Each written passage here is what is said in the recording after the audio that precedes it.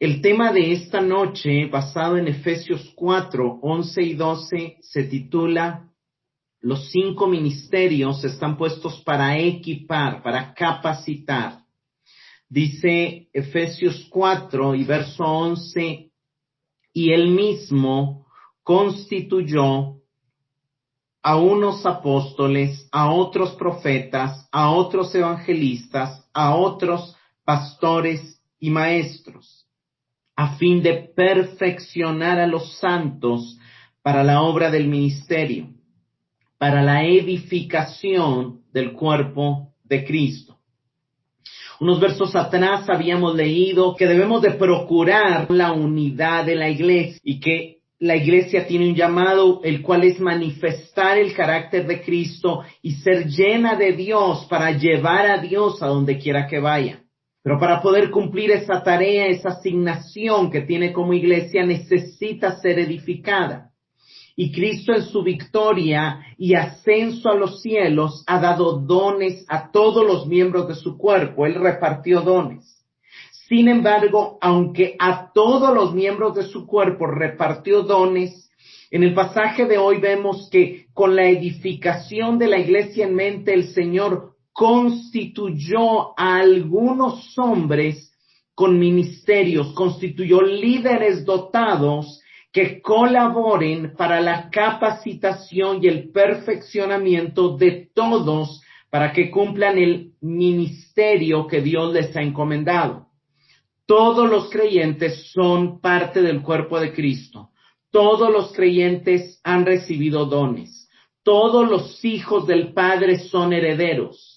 Pero en la medida que se va desarrollando, en la medida que van creciendo, en la medida que van activando esas habilidades de administración, necesitan tutores, necesitan otros que vayan delante y que sean ejemplo y que les puedan ayudar en ese desarrollo para poder ser cada vez más llenos de Cristo y poder cada vez más llevar mejor a Cristo a otros. Todos somos llamados a ser luz, pero a veces no estamos tan conscientes de cuál es la manera específica en que podemos ser luz. Entonces ahí es donde entran los tutores, los administradores, los ministros, los siervos, los líderes dotados, como aquellas personas que Dios ha constituido para equipar a la iglesia.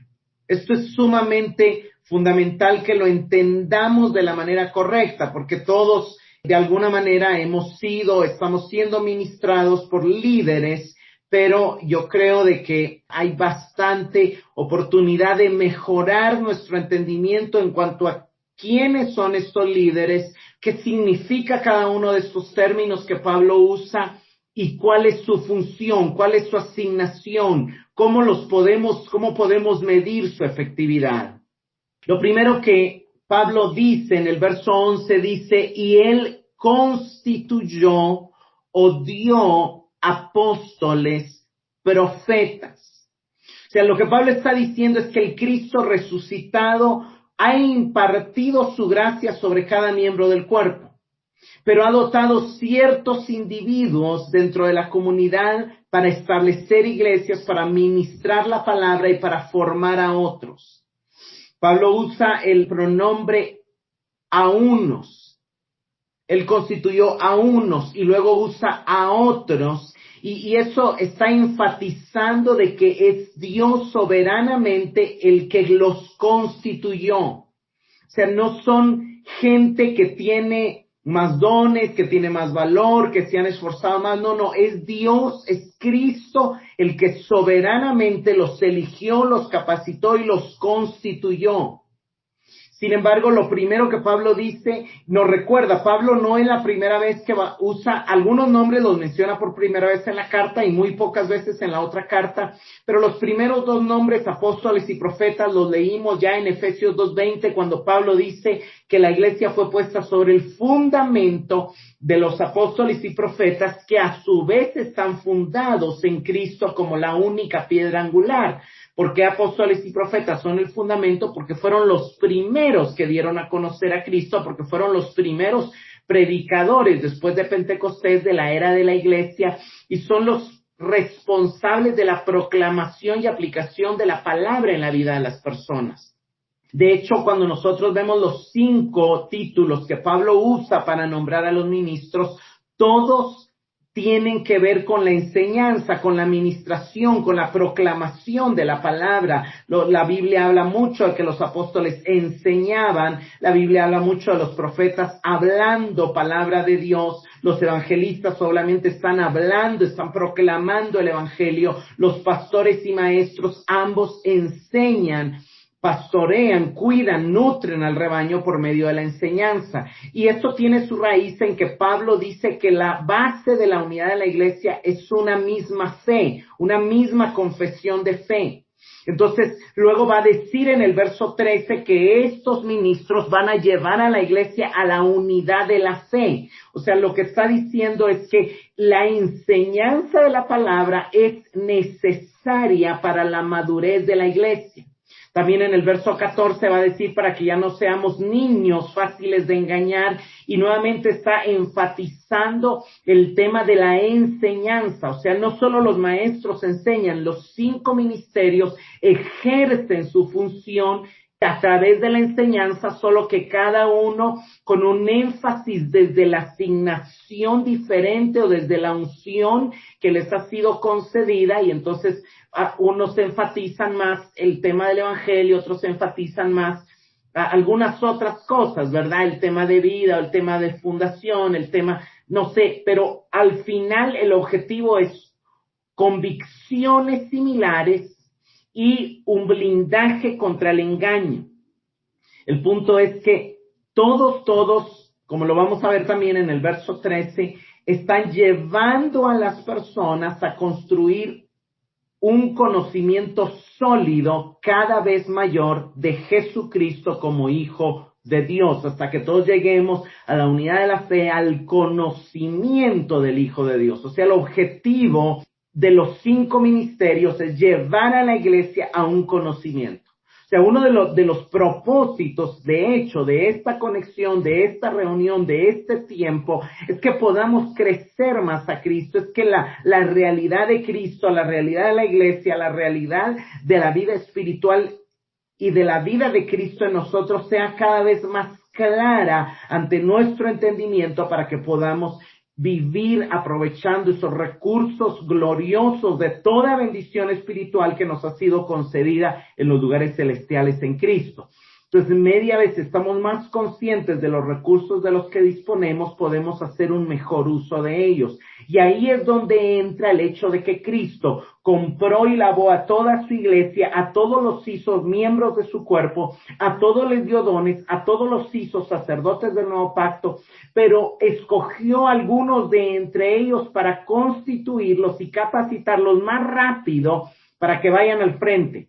No encima, sino simple y sencillamente guiando como ejemplo, no como jefes, no ejerciendo autoridad, no ejerciendo señorío, sino como ejemplo un poco más adelante. Estos 5 no valen más unos que otros, ni valen más que la iglesia, valen exactamente lo mismo que cualquier creyente y tienen el mismo nivel entre ellos, y eso lo vamos a ir explicando con la Biblia, pero sí tienen diferente función.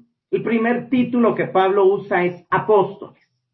Pablo, como ya dije, ha enseñado que juntamente con los profetas, ellos han establecido el fundamento de la iglesia.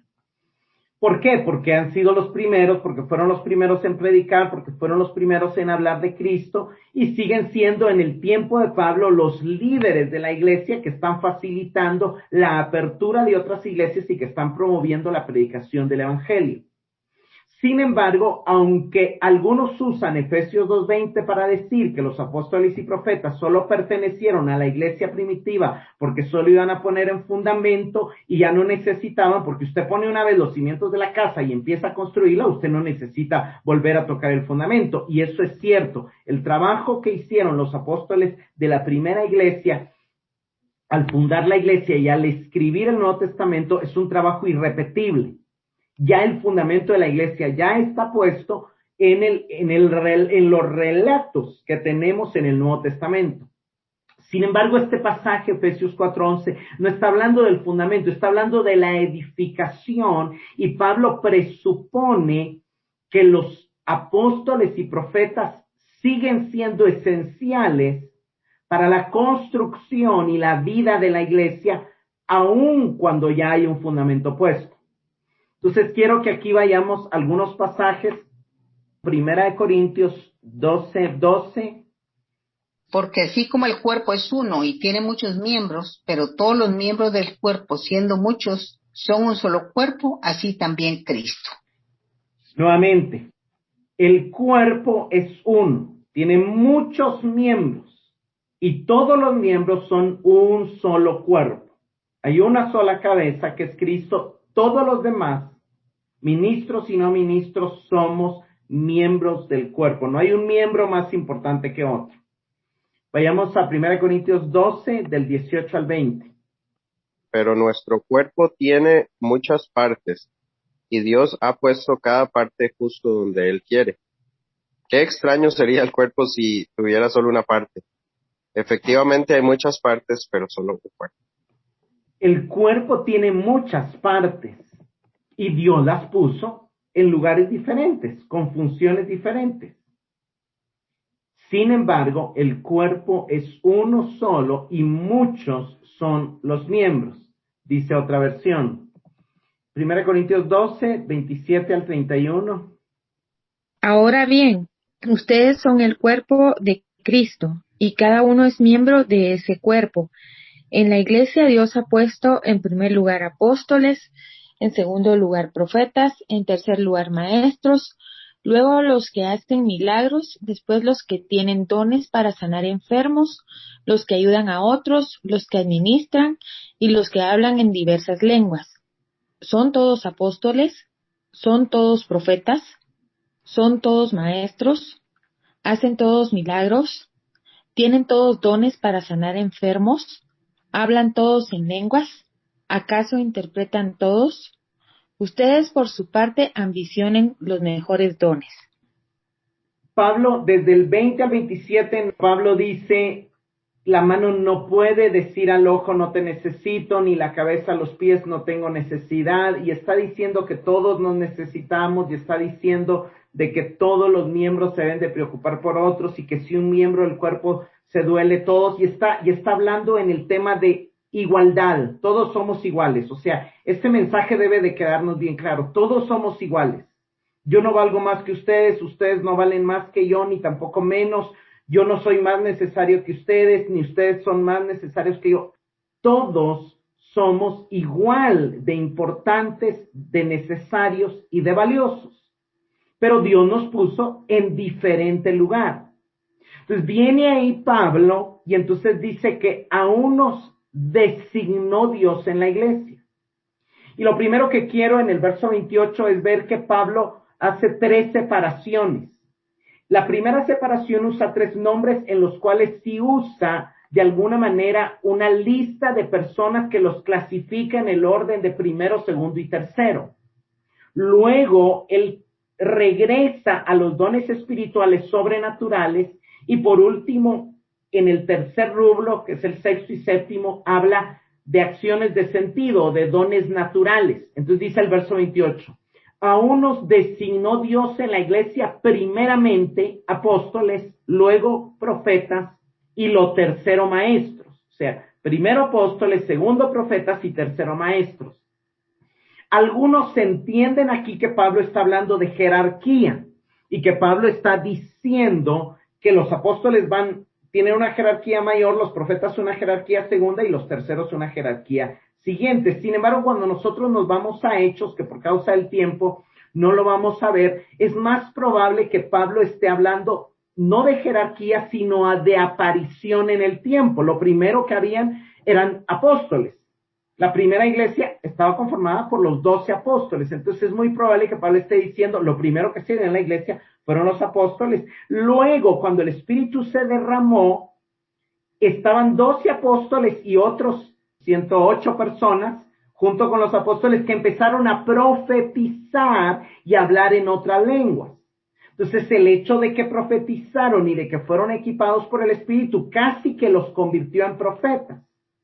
E inmediatamente entró una multitud de 3,000 personas que necesitaron empezar a reunirse en las casas, y entonces estos 120, muy probablemente abrieron 120 grupos en casa dentro de los 3,000, 120 células de 25 personas cada célula, o cada grupo en casa, o cada discipulado, el nombre que le quiera dar, y entonces estos 120 terminaron enseñando la palabra en las casas, desde las enseñanzas que recibían los apóstoles. Entonces terminaron siendo maestros. Entonces primeramente estaban los apóstoles, luego estaban profetas, y luego lo tercero estaban maestros. Y vemos en Hechos 13 que la iglesia de Antioquía, en la cual no habían apóstoles, estaba liderado por profetas y maestros. O sea, fue la primera estructura que, conforme la iglesia fue creciendo, se fue desarrollando. Dios capacitó por el Espíritu primero a los apóstoles, Jesús discipulando los 3 años, estos apóstoles, y también la gente que también estuvo con Jesús se convirtieron en profetas, y luego de ahí también pasaron a ser maestros en el ejercicio de que empezaron a enseñar la palabra.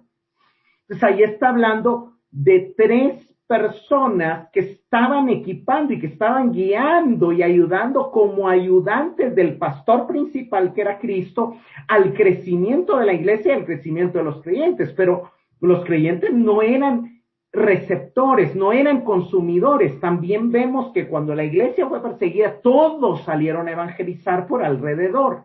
¿Por qué lo sabían hacer? Porque habían sido enseñados por los apóstoles, por los profetas y por los maestros. Entonces, regresando a 1 Corintios 12:28, dice, Dios puso en la iglesia, Dios designó en la iglesia, primeramente apóstoles, luego profetas, lo tercero maestros, y luego pone, luego los que hacen milagros, y después los que sanan. Y ahí hay un segundo grupo, que es el grupo de los que tienen dones milagrosos, capacitados sobrenaturalmente por el Espíritu Santo, que son los dones que están en 1 Corintios 12, del 8 al 10, dentro de los cuales están profecía, lenguas, interpretación de lenguas, fe, sanidades, milagros, discernimiento de espíritus y todo. Y Pablo agarra 2 de esos y dice, luego están los que están equipados sobrenaturalmente por el Espíritu Santo con dones milagrosos, y por último, luego dice, los que ayudan, los que administran, y pone por último los que tienen don de lenguas. Lo interesante es que cuando habla de los que ayudan y los que administran, son acciones de servicio, son acciones que no se necesita una capacitación sobrenatural, sino que son la gente que está poniendo al servicio sus capacidades naturales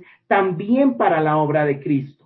Entonces Pablo no está creando una jerarquía, ni está diciendo que hay una jerarquía, sino que Pablo está ordenando de alguna manera que sí podría decirse que se termina por organización, formando una jerarquía, pero con una visión de que todos somos miembros del cuerpo en particular.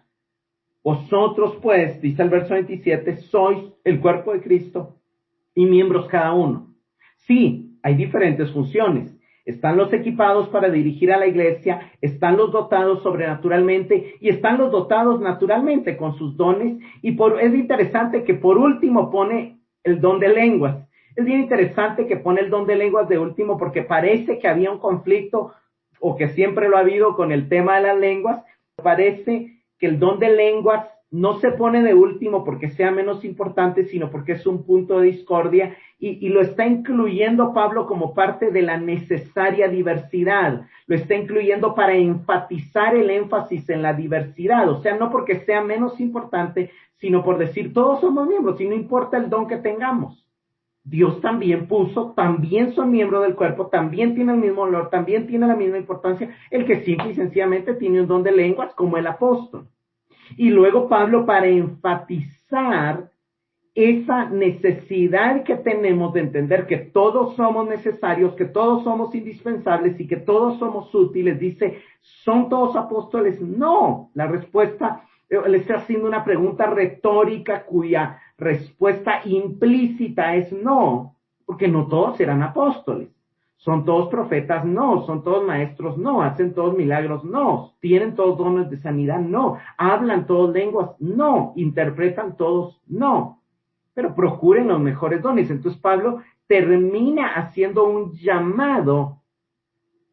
Lo que quiero dejar bien claro es que Pablo no jerarquiza los primeros tres con el objetivo de crear una jerarquía o de crear una diferencia entre clero y laicado, porque en todas sus cartas él constantemente está diciendo todos somos miembros, todos somos ministros del nuevo pacto, todos somos sacerdotes del nuevo pacto, todos estamos unidos a Cristo, todos tenemos el mismo valor, todos tenemos la misma importancia, sino él simplemente está haciendo notoria que hay ciertas personas que dirigen el culto, que han sido capacitadas por Dios, pero que no necesariamente su valor es mayor, sino que su función es evidente, que es fundacional o que es importante o que de alguna manera está puesto por Dios y está puesto por Dios para edificar. O sea, y es muy probable que Pablo también esté recalcando sobre su propio ministerio al decir apóstoles, pero algo bien interesante es que parece que en la iglesia de Corintio aunque él había fundado, habían más apóstoles, porque él está usando el plural en término. Entonces ahí entramos a un tema que también ha sido un tema de discusión en toda la historia de la iglesia. Los apóstoles siguen habiendo apóstoles, sí o no, y quiero que veamos algunos pasajes y que sea, obviamente yo no quiero imponer nada, sino que en Efesios parece probable, y tanto en este pasaje de Corintios, que aquí se estén mencionando apóstoles que más que los 12 y que Pablo, para incluyendo a otros que el Señor ha llamado para establecer iglesias y cimentar a los nuevos creyentes en la fe común. Su autoridad obviamente no sería igual que los 12 porque no estuvieron con Jesús, y obviamente los 12 son solo los 12 que van a ser los nombres que van a estar en la nueva ciudad, los 12 apóstoles del Cordero. Sin embargo, la palabra apóstol significa uno que es enviado, y la palabra en español más parecida para nosotros es la palabra misionero, que también significa uno que es enviado con una misión y que viene del latín misionero, que más o menos es la traducción del apóstolos en griego. Pero veamos esta función principal y esta función primordial que vemos en la Escritura. Hechos 1, 21 y 22. Es necesario, pues, que de estos hombres que han estado juntos con nosotros todo el tiempo que el Señor Jesús entraba y salía entre nosotros, comenzando desde el bautismo de Juan hasta el día en que de nosotros fue recibido arriba, uno sea hecho testigo con nosotros de su resurrección. Que uno sea hecho testigo entre nosotros de su resurrección. O sea, la función principal del apóstol era dar testimonio de la resurrección de Cristo. Veamos Hechos 2, 32 y 33. A Jesús resucitó Dios, de lo cual todos nosotros somos testigos. Así que, exaltando por la diestra de Dios y habiendo recibido del Padre la promesa del Espíritu Santo, ha derramado esto que vosotros veis y oís. El primer mensaje de Pedro como apóstol, el énfasis del mensaje es anunciar que Jesús fue resucitado por Dios y que lo que ellos estaban viendo era una evidencia de la resurrección de Cristo, que como resucitado había derramado el Espíritu Santo. Hechos 3:15. Y matasteis al autor de la vida, a quien Dios ha resucitado a los muertos, de lo cual nosotros somos testigos. Vean el énfasis, de lo cual nosotros, hablando de los apóstoles, somos testigos. Dios lo resucitó a los muertos. Hechos 4:33. Y los apóstoles daban un testimonio poderoso de la resurrección del Señor Jesús, y la gracia de Dios sobreabundaba en todos ellos. Vea, es muy, muy claro. Los apóstoles daban testimonio de la resurrección y había una abundante gracia sobre todos ellos. Hechos 5, 30 al 32 dice que el Dios de nuestros padres levantó a Jesús, y en el 32 dice, nosotros somos testigos de estas cosas. Y bueno, Hechos 10, 40, el 42 dice lo mismo, a levantó Dios al tercer día. Y 1 Corintios 9, 1 y 2. ¿No soy yo apóstol? ¿No soy yo libre? ¿No he visto a Jesús el Señor nuestro? ¿No sois vosotros mi obra en el Señor? Si para otros no soy apóstol, para vosotros ciertamente lo soy, porque el sello de mi apostolado sois vosotros en el Señor.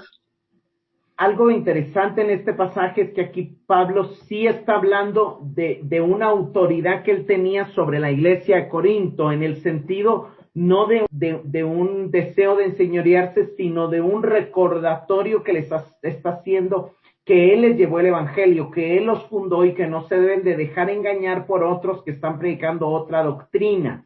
O sea, el punto de vista de Pablo, de su autoridad como apóstol, no era, él no se consideraba con una autoridad universal sobre todas las iglesias, pero sí él sí consideraba tener cierto nivel de autoridad sobre las iglesias que él había fundado.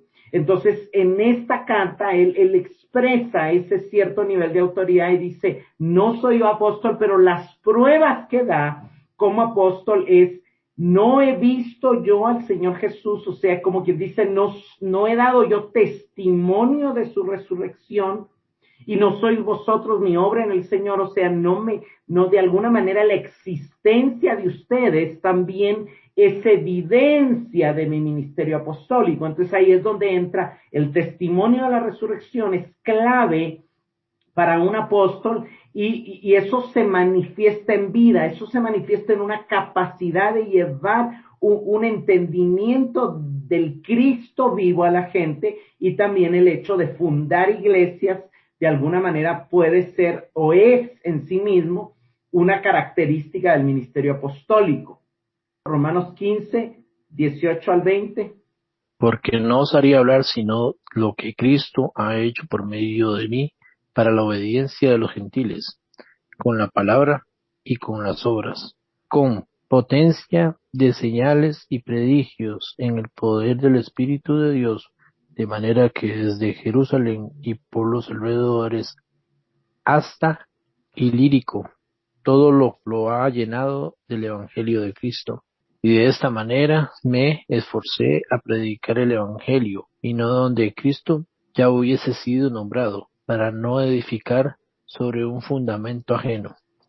Pues vean el énfasis que Pablo dice en su ministerio apostólico de que ha sido con palabras y con obras, y que la palabra ha sido respaldada por señales y prodigios. Y aquí tenemos que entender señales y prodigios no necesariamente como sanidades y milagros, sino como la transformación de vidas. Porque, hermanos, tenemos que llegar al entendimiento que el mayor milagro es un nuevo nacimiento, el mayor milagro es el cambio de un corazón, el mayor milagro es la conversión de un pecador a Dios, el mayor milagro es la liberación de un alma que se esclava del pecado, que se esclava del sistema del mundo, que sirve al diablo y que se vuelve a Dios. O sea, esos fueron los mayores milagros de ver a los tesalonicenses volverse de los ídolos al Dios verdadero. Pero también menciona Pablo el tema del fundamento. Él está diciendo que como apóstol él llegó a poner un fundamento, no edificó sobre otro fundamento, sino su ministerio apostólico tenía que ver con poner un fundamento en lugar donde otro no había puesto un fundamento. Segunda de Corintios 12:12, también Pablo le habla a la iglesia y le dice, todas las señales de un apóstol han sido hechas entre vosotros, y menciona entre las señales la paciencia, señales, prodigios y milagros. O sea, las marcas de un apóstol, según Pablo, también tiene que ver con el reflejo del carácter de la obra y de la vida de Cristo en su vida y en el amor por las almas que tenía Cristo. Algo bien interesante es que está siempre la pregunta abierta, ¿hay más apóstoles de los 12? Y la misma Biblia nos muestra, no voy a ir, pero si usted quiere anotar, por ejemplo, en Hechos 14:4 dice que la gente de la ciudad se dividió, unos con los judíos y otros con los apóstoles, y cuando vamos al contexto aquí le está llamando apóstoles a Pablo y a Bernabé. Entonces no solo los 12 eran apóstoles, sino Pablo y Bernabé también eran apóstoles. Romanos 16:7, Pablo le manda saludos a Andrónico y a Junias, que son sus parientes, pero que también son muy estimados entre los apóstoles.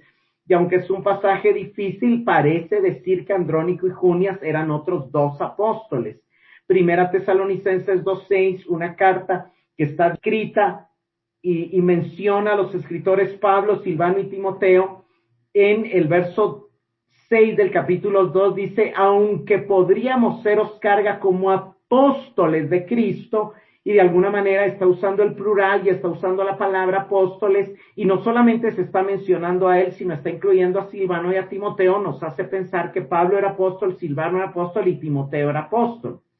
Filipenses 2:25 dice: mas tuve por necesario enviaros a Epafrodito, mi hermano y colaborador, compañero de milicia, vuestro apóstol y ministro de mis necesidades. Y es bien interesante porque a Epafrodito se le está llamando apóstol de la iglesia de Filipos, porque es muy probable que Epafrodito haya oído a Pablo y haya salido como un misionero, y él haya sido el fundador de la iglesia de Filipos, como Epafras lo fue de la iglesia de Colosas.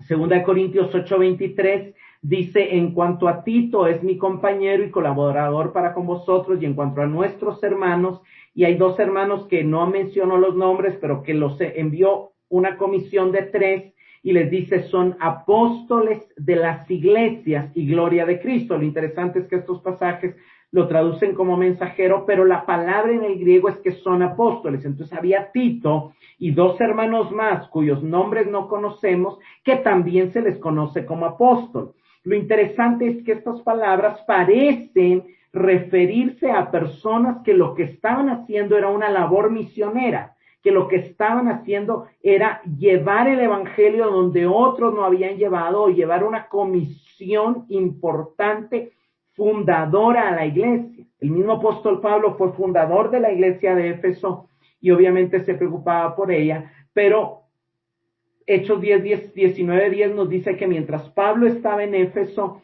todos los que vivían en Asia oyeron la palabra del Señor. Y es posible que durante ese periodo Pablo equipara y capacitara a muchos otros que llegaron a ser apóstoles y que llegaron a fundar todas las iglesias de toda la provincia romana del Asia Menor, ¿verdad? Y por eso leemos en Segunda de Pedro 3:2, podría ser una explicación. Segunda de Pedro, desde Roma, años después, tiempo después de que ya Pablo había hecho una labor misionera, el apóstol Pedro se trasladó de Jerusalén a Roma por la persecución. Todos sabemos que Pedro murió en Roma. Y su última carta, que es Segunda de Pedro, años antes de su muerte o poco tiempo antes de su muerte, él escribe a las iglesias de la provincia romana, y en el capítulo 3 y verso 2 les dice: para que tengáis memoria de las palabras que antes han sido dichas por los santos profetas, y ahí esto se está refiriendo a los profetas del Antiguo Testamento, y del mandamiento del Señor y Salvador dado por vuestros apóstoles. Entonces Pedro reconocía que las iglesias del Asia tenían apóstoles que les habían dado mandamientos que no eran ellos, que no era Pedro mismo, porque no está diciendo dado por nosotros como apóstoles, sino está diciendo dado por vuestros apóstoles. Entonces es posible que esos vuestros apóstoles hayan sido misioneros equipados por el apóstol Pablo. Entonces, mi entendimiento de la palabra apóstol es que es alguien que ha tenido en el espíritu una capacidad de una revelación del Cristo resucitado, y que está tan convencido del poder salvador, resucitador, transformador de Cristo, que es comisionado para aún salir de su tierra e llevar el evangelio a lugares donde no ha sido llevado, y fundar iglesias o poner fundamentos sobre creyentes que no tienen fundamento, porque al final Pablo escribe la iglesia a los romanos, a una iglesia que ya existía pero que no tenían un fundamento bien cimentado en la revelación, y entonces él como apóstol pone fundamento apostólico en creyentes que no tenían un fundamento apostólico. El punto es que la obra principal de los apóstoles sería llevar un nivel de entendimiento en la revelación y un fundamento para que el creyente pueda ser edificado. Al final, el apóstol es un tipo de predicador cuyo énfasis en su enseñanza va a ser en la vida del Espíritu, en el Espíritu de la resurrección y en la necesidad de tener un fundamento firme, convicciones firmes para poder crecer. Eso sería, de manera muy general, lo que podemos ver en estos pasajes acerca de un apóstol que hoy por hoy podría ser simple y sencillamente un misionero, y que no tiene absolutamente nada que ver con alguien, ni con una jerarquía mayor, ni con hambre de poder, ni con hambre de gobierno, ni con algo más profundo, digamos, o por lo menos no lo vemos así en la Escritura, porque Pedro le escribe la carta a personas y los trata como iguales, igual Pablo, igual Juan. Juan como apóstol le escribe a las iglesias que él supervisaba y les dice: yo Juan, hermano vuestro y copartícipe vuestro en la tribulación y en el reino. Y nunca ellos le escriben a las iglesias desde una posición superior, desde una altivez, desde una arrogancia, sino que por el contrario, ¿verdad? Pasemos al siguiente, profetas. El segundo son los profetas. El profeta, obviamente, el profeta del Nuevo Pacto, del Nuevo Testamento, no es lo mismo que el profeta del Antiguo Testamento. Nosotros también vemos que son claramente personas puestas para edificar a la iglesia. Hay varios pasajes donde vemos profetas, ¿verdad? Pero básicamente está, por ejemplo, Hechos 11, 27 al 28, dice que unos profetas descendieron de Jerusalén y Antioquía, y levantándose uno de ellos, llamado Ágabo, daba a entender por el Espíritu que vendría una gran hambre en toda la tierra habitada, lo cual sucedió en tiempos de Claudio. Entonces, sí había cierto elemento de predicción, sí había cierto elemento de revelación fresca, de guianza, ¿verdad? Luego en Hechos 13 nos dice que en Antioquía habían profetas y maestros, de los cuales el Espíritu apartó a Pablo y a Bernabé. En Hechos 15, 32, después del concilio, nos dice que los apóstoles comisionaron a Judas y a Silas, que eran profetas, y quienes consolaron y confirmaron a los hermanos con abundancia de palabras. Entonces también vemos que la labor del profeta en el Nuevo Testamento era predicar, pero era predicar una prédica que más que buscar fundamento, buscaba confirmar, buscaba consolar, buscaba exhortar, como los profetas del Antiguo Pacto, que buscaban también confrontar a la gente con su pecado para que se volvieran a Dios. Entonces, no necesariamente es una predicación que pone fundamento, sino es una predicación que busca el desarrollo, que busca el volverse a Dios, que provoca consuelo y a la vez arrepentimiento. Leamos 1 Corintios 14, 3 al 5. Pero el que profetiza habla a los hombres para edificación, exhortación y consolación. El que habla en lenguas, a sí mismo se edifica, pero el que profetiza edifica a la iglesia. Yo quisiera que todos hablarais en lenguas, pero aún más que profetizarais, pues el que profetiza es superior al que habla en lenguas, a menos de que las interprete para que la iglesia reciba edificación. Saltate al verso 24 y 25 y luego el 29. Pero si todos profetizan y entra un incrédulo o uno sin ese don, por todos será convencido, por todos será juzgado, los secretos de su corazón quedarán al descubierto, y él se postrará y adorará a Dios, declarando que en verdad Dios está entre vosotros. 29. Y que 2 o 3 profetas hablen y los demás juzguen. Vemos que este pasaje Pablo está ordenando el trabajo de los profetas.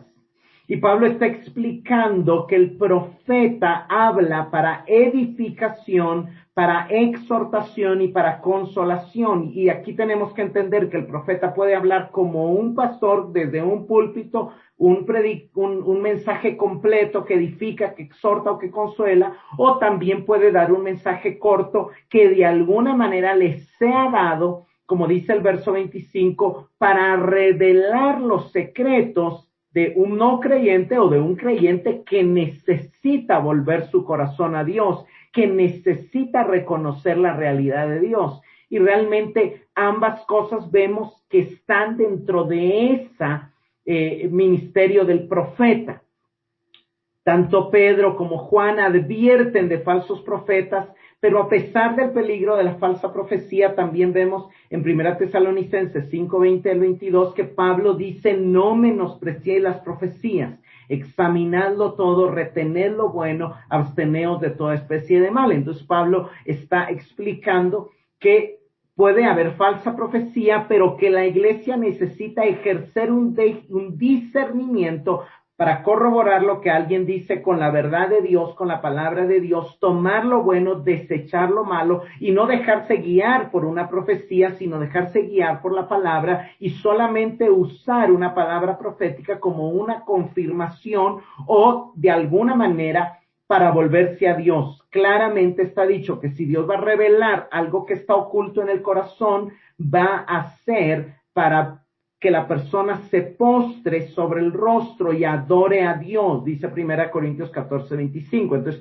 ¿cómo podemos medir una profecía que viene de Dios? Porque va a provocar adoración a Dios, va a provocar un volverse a Dios, va a acercar a la gente a Dios, no la va a alejar de Dios, ni va a hacer parecer más espiritual al profeta. No es ese el objetivo ni de la profecía, ni del ministerio profético, ni de la predicación. La profecía es un don que Pablo dice en 1 Corintios 14:1, procuren los dones espirituales, pero sobre todo que profeticéis. Entonces Pablo dice, todos deberían ser profetas. De hecho, Moisés, cuando le dijeron, hay otros que están profetizando, el deseo de Moisés, que representa a Cristo, es ojalá que todos fueran profetas. Y yo creo que el deseo de Cristo es que toda la iglesia sea una iglesia profética. Algo que quiero enfatizar es que aunque hay muchos pasajes, aunque hay muchos teólogos que creen que los apóstoles y las profetas fueron un don que cesó, que ya no está disponible en la iglesia del último tiempo, debemos enfatizar que Efesios 4 no contiene ni el más mínimo indicio de que el carácter carismático de todos los ministerios de la iglesia estuviera restringido a cierto periodo de la historia de la iglesia, tras del cual desaparecería, y ningún otro pasaje en la Escritura dice esto. Al contrario, Pablo aconseja a la iglesia examinarlo todo, y de alguna manera vemos que aunque hay una reticencia en el uso de apóstol hoy en muchas iglesias, en el siglo III encontramos que Orígenes, uno de los líderes de la iglesia, al año 200, decía que los apóstoles y los profetas eran dones continuados en la iglesia.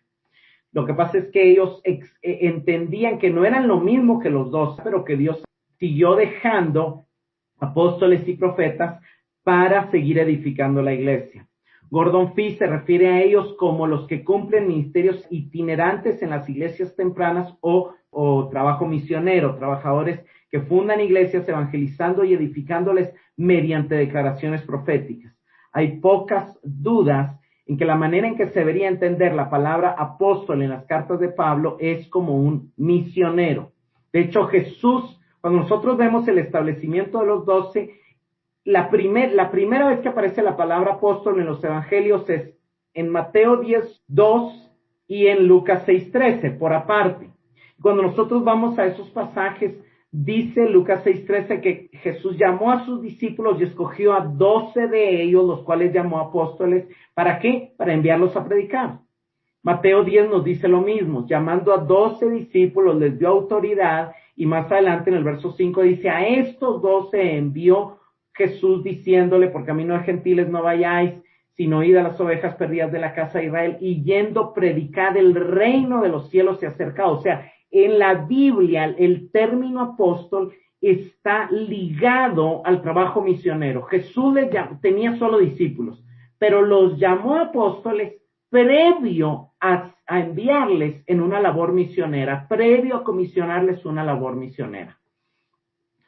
Un autor dice, en el trabajo misionero, la misión a las etnias no alcanzadas requiere estructuras apostólicas. En cambio, las iglesias locales son primordialmente estructuras pastorales diseñadas para alimentar a los miembros. Las estructuras apostólicas son diseñadas específicamente para extender el reino. Las estructuras apostólicas toman iniciativas, corren riesgos y perseveran con grandes adversidades. Entonces, hay dos tipos de estructura. La estructura misionera es la que vemos en la Biblia, que son llamadas como estructuras apostólicas y que son los nombres apóstoles, los que envían, los que van, los que son pioneros, los que rompen piedra y los que cuidan a lo que ya está. Generalmente en la Biblia se les llama pastores maestros, ¿verdad? Entonces ya vimos apóstoles, profetas, y luego están los evangelistas, pastores y maestros. De los evangelistas, pues no hay mucho que decir, más que el énfasis de su mensaje es la proclamación del evangelio. Y, por ejemplo, lo vemos en Hechos 21:8, dice que entrando en la casa de Felipe, el evangelista, que era uno de los 7, y vemos que Felipe fue quien Dios usó para llevar el evangelio a Samaria, y quizá a Antioquía y a otras ciudades. Y Pablo le habla a Timoteo en 2 Timoteo 4:5 que haga obra de evangelista, o sea, que no deje de pensar en los perdidos. Y por último están los pastores, que son los que están alimentando al rebaño. Llama la atención de que el término no es muy usado en el Nuevo Testamento como tal, pero es una realidad y está reconocido por muchos teólogos que el término pastor es lo mismo que el Nuevo Testamento llama obispos o ancianos, que ancianos es la traducción del término griego presbúteros o presbíteros. Entonces, prácticamente en el Nuevo Testamento, por consenso, yo creo, como muchos otros teólogos, que pastores, ancianos, presbíteros y obispos son la misma palabra. Y el tema es de que cuando en Hechos 20, Pablo dice que llamó a los ancianos de la iglesia, Hechos 20:17, y en el 28, hablando con ellos, les dice: el Espíritu Santo os ha hecho obispos para pastorear la iglesia de Dios que Él compró con su propia sangre. Y también les habla de lobos que vendrán y que no perdonarán el rebaño, y usa la palabra rebaño, usa el término pastoral, y se refiere que los que están pastoreando son los obispos y al mismo tiempo son los mismos que también llama ancianos o presbíteros. Entonces se ve, Pedro usa la misma concesión. En 1 Pedro 5:2 y 3 les dice Pedro a los pastores, les dice pastorear el rebaño de Dios. Y le está diciendo, escribo a los ancianos, yo anciano juntamente con ellos, en el verso 1. Entonces, y les está diciendo pastorear, está reconociendo que los ancianos son los que pastorean. Les dice, no por la avaricia al dinero, sino, no por obligación, sino voluntariamente. No por la avaricia al dinero, sino con sincero deseo, y no como teniendo señorío sobre los que os han sido confiados, sino siendo ejemplo, o sea, no creyéndose por encima, no creyéndose jefe, no creyéndose dueño, sino simple y sencillamente sabiendo que Dios los puso para ser ejemplo, para ir un poco adelante del rebaño. Entonces, constantemente se ve cuál es la función del pastor. Pues obviamente Jesús nos da el ejemplo en Juan 10 de que el pastor conoce a sus ovejas íntimamente, pues las llama por su nombre y las conoce, va delante de ellas, las lidera, las protege de los lobos dando su vida por ellas y las ama lo suficiente como para sacrificar su vida por ellas, ¿verdad? Y esto es clave. Y por último, el último grupo son maestros. Y quiero aclarar que los 5 son maestros. El apóstol enseña con un énfasis en poner fundamento, el profeta enseña con un énfasis en exhortar, consolar, en provocar arrepentimiento, el evangelista enseña con el énfasis de recordar el evangelio, el pastor enseña con el énfasis de restaurar, de nutrir, de alimentar, y el maestro enseña con el énfasis de traer un avance al entendimiento y al conocimiento. Ya vimos 1 Corintios 12:28, donde vemos que Dios puso apóstoles, luego profetas y tercero maestros, aunque también en Efesios 4:11. Por otro lado, en Romanos 12:6-8, Pablo habla de dones, de diferentes dones, y dice, si el de profecía, y de alguna manera está luciendo al profeta, úsese en profusión a la fe, si el de servicio, y el de servicio nos debe recordar al apóstol, porque los apóstoles no fueron puestos para ser jefes, fueron puestos para ser siervos. ¿Qué les dijo Jesús? Ustedes son llamados a servir. Si quieren ser grandes, háganse siervos. Lo dice el que enseña, que es el maestro en la enseñanza, el que exhorta, y el que exhorta puede estarse refiriendo al evangelista, que exhorta, que llama al evangelio. El que dirige está llamando al pastor que va delante de las ovejas. Y de alguna manera vemos que en los dones que toda la iglesia tiene también están reflejados de alguna manera las funciones ministeriales, ¿verdad? El tema de la enseñanza es un tema común. Vemos que los apóstoles enseñaban al pueblo. En Hechos se menciona mucho, ¿verdad?, que perseveraban en las enseñanzas de los apóstoles. A los apóstoles los llevaron a la cárcel por enseñar, que todos los días en el templo y en la casa no cesaban de enseñar, dice Hechos 5:42. Y cuando Pablo escribe las cartas a los pastores, a los ministros, a los apóstoles Tito y Timoteo, por así decirlo, les dicen que los ancianos, los que van a pastorear el rebaño, en las iglesias que ellos establezcan, tienen que ser aptos para enseñar. Dice 1 Timoteo 3:2, dice y 1 Timoteo 2:24 usan el término apto para enseñar, y Tito 1:9 dice que retengan la palabra fiel, que es conforme a la enseñanza, para que sea capaz también de exhortar con sana doctrina y refutar a los que contradicen.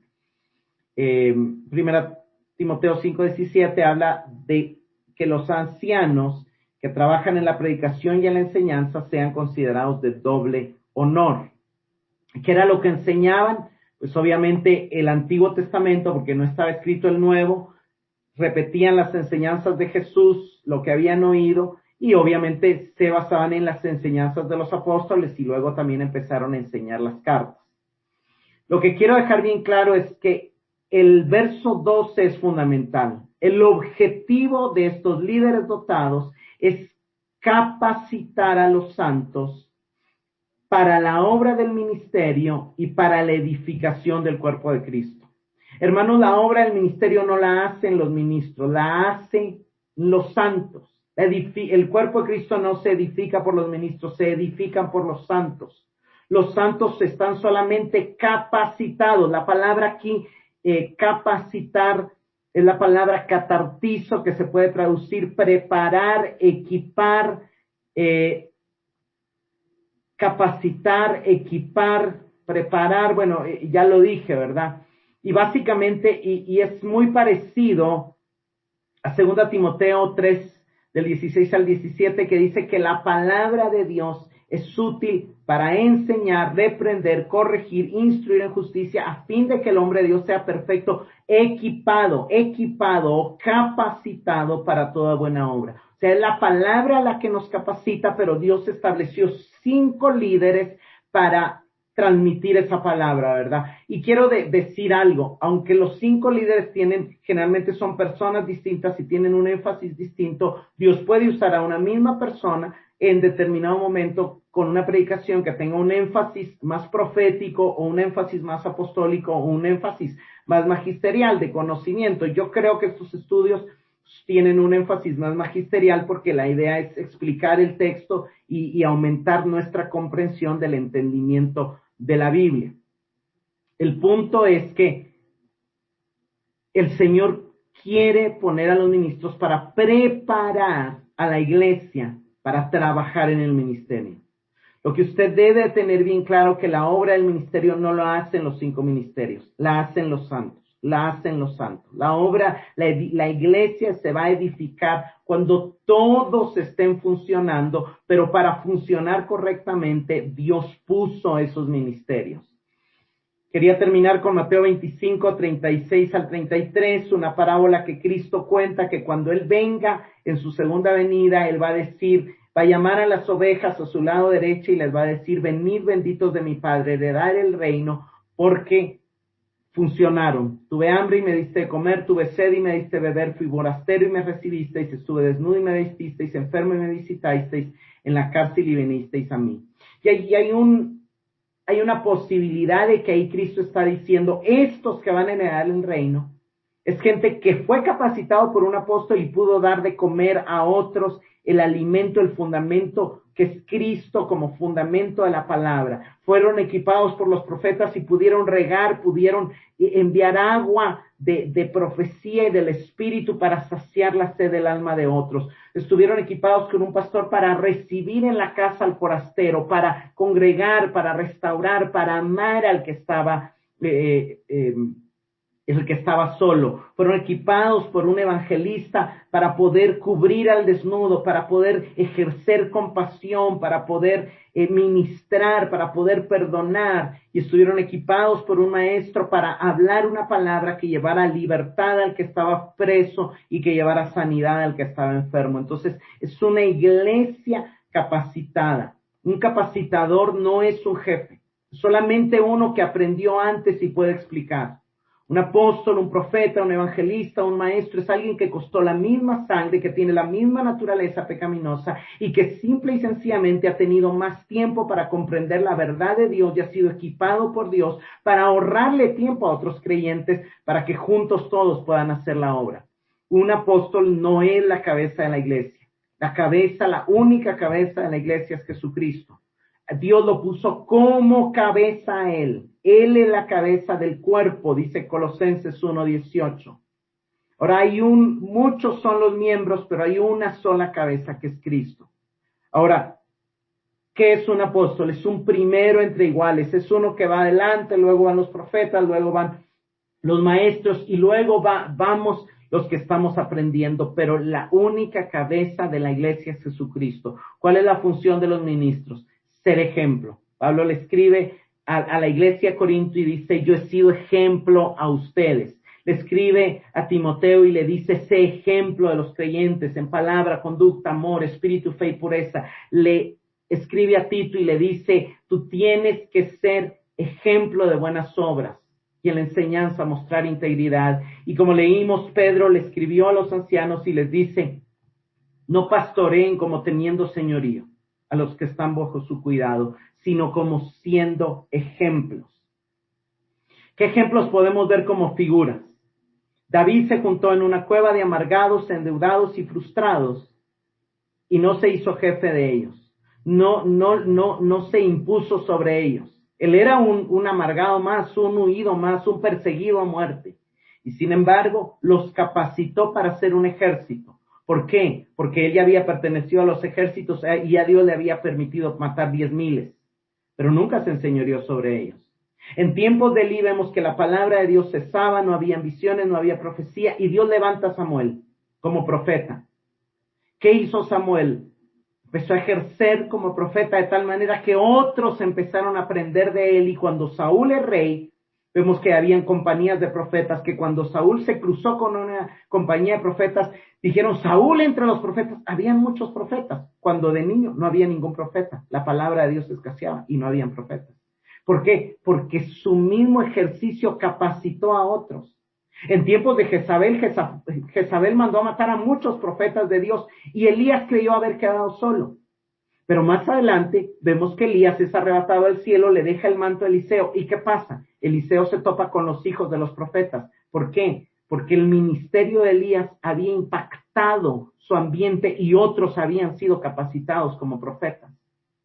Pablo fue llamado a ser apóstol.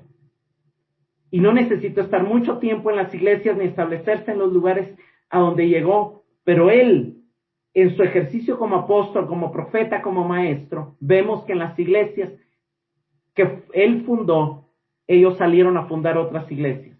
Y habían otros apóstoles que salían, y habían otros que tenían dones de profecía, y habían discípulos de él que estudiaban y enseñaban las escrituras. Todos ellos fueron ejemplos de ministros que capacitaron a otros para la obra del ministerio. Hermanos, los ministros no deben ser vistos como jefes, sino como siervos, personas que en su servicio colaboran al Señor para nuestro crecimiento. Pero solo Cristo es la cabeza de la iglesia. Termino con algunas preguntas de reflexión.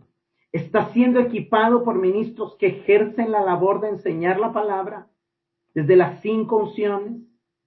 ¿Actúan tus líderes en el Señor como siendo ejemplo voluntariamente y no por ganancia deshonesta?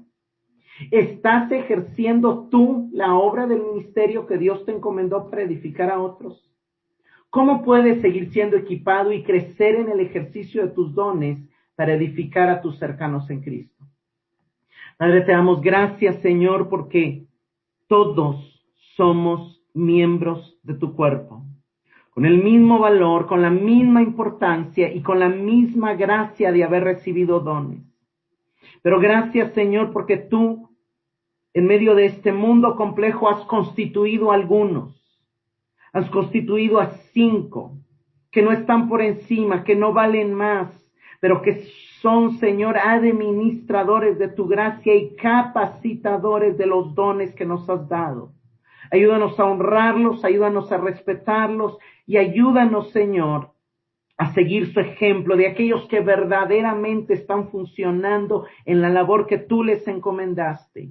Y si algunos de nosotros contamos entre estos 5, ayúdanos, Señor, a nunca vernos superiores, a nunca ejercer señorío, a nunca ejercer ni usar el don por ganancia deshonesta, sino entender, Señor, que en tu reino el grande será servidor y será siervo. Ayúdanos a entender, Señor, a los que hemos sido llamados para equipar, que te servimos a ti equipando a otro, pero que a la vez somos miembros de tus hijos, de tu esposa, de tu iglesia. No somos jefes, no somos señores, no estamos por encima, ni tenemos valor mayor que tu amada iglesia que compraste con tu propia sangre.